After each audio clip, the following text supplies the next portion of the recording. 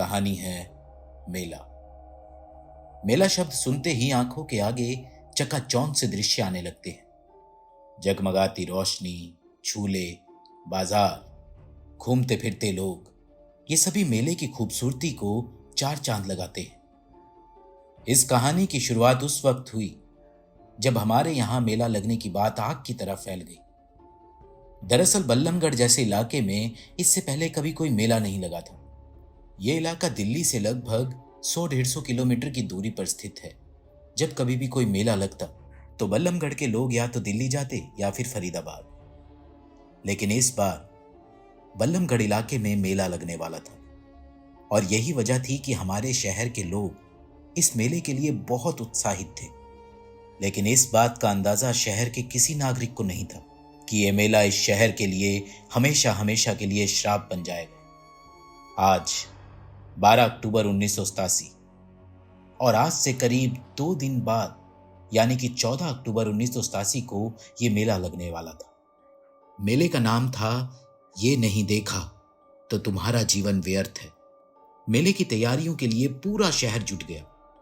कोई नए कपड़े खरीदने लगा तो कोई दूर दूर से अपने रिश्तेदारों को बुलाने लगा और आखिरकार वो दिन आ गया जब मेले का आरंभ हुआ। लगभग आधे से ज्यादा शहर इस मेले को देखने के लिए पहुंचा। सब लोग बहुत खुश थे। सभी लोगों ने मेले का भरपूर आनंद उठाया, पर किसने सोचा था कि यह मेला उनके जीवन का आखिरी मेला होगा? किसी ने नहीं। मेले में एक जादूगर का भी शो था और वो शो मेला खत्म होने के आधे घंटे पहले शुरू होना था। जादूगर चिराग, यही नाम था उस जादूगर का। किसी ने भी इससे पहले ना कभी इस जादूगर का नाम सुना और ना ही किसी ने कभी इसे देखा। रात के करीब 10:30 बज रहे थे। जनता जादूगर चिराग को देखने के लिए उमड़ चुकी थी और फिर वो समय आया जब जादूगर चिराग की एंट्री स्टेज पर हुई। तालियों की गड़गड़ाहट ने उसका स्वागत किया, पर वो तालियां अब धीरे धीरे शांत होने लगी थी, क्योंकि जादूगर चिराग का हुलिया बहुत ही अजीब सा था। उसने काले रंग के कपड़े पहने हुए थे, लंबा चौड़ा शरीर और एक लंबी हैट। पर विचलित करने वाली बात यह थी कि उस हैट के नीचे उसका चेहरा किसी को नहीं दिख रहा था। चेहरा एकदम काला, जैसे चेहरा है ही नहीं। ये देखकर सब लोग थोड़ा सहम से गए। जादूगर चिराग ने सबसे पहले जनता की तरफ अपना हाथ बढ़ाया, जिसको देखकर 6 साल की बच्ची खुशी ने एक जोर से चीख मारी, क्योंकि उस जादूगर का हाथ किसी नॉर्मल इंसान की तरह नहीं बल्कि किसी राक्षस की तरह था। लंबे लंबे नाखून, एकदम नोकीले, जैसे किसी को मारने के लिए बड़े किए गए हो। वो जादूगर कम बल्कि कोई भयंकर राक्षस प्रतीत हो रहा था। सभी लोगों ने घर जाने का फैसला किया और सहमे हुए कदमों से चलना शुरू किया।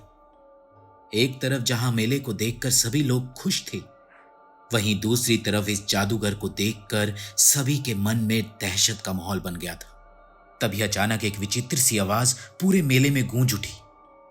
ये नहीं देखा तो तुम्हारा जीवन व्यर्थ है। ये सुनकर सब लोग अपनी जगह सन से खड़े हो गए। तभी दोबारा से लोगों के कानों में फिर से एक आवाज पड़ी। यहां आना तो आसान था, लेकिन यहां से जाना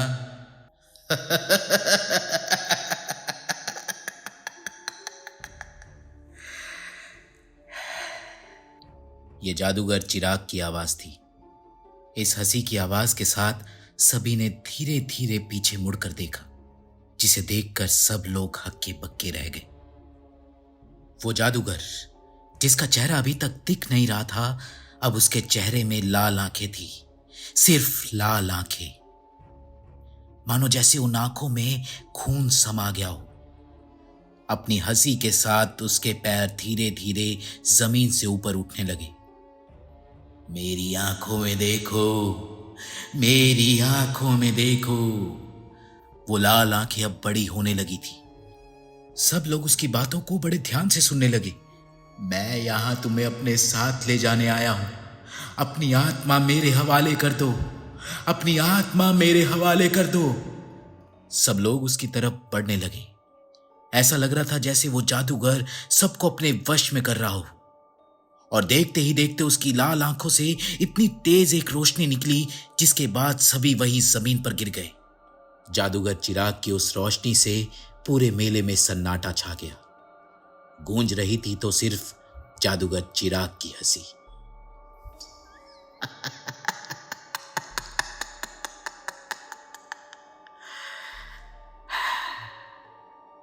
ये कहानी आप लोगों को कैसी लगी हमें कमेंट बॉक्स में जरूर बताएं।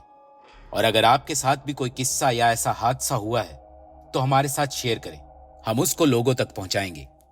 और ऐसे ही मजेदार किस्से कहानियां सुनने के लिए हमारे चैनल किस्सा को सब्सक्राइब करें।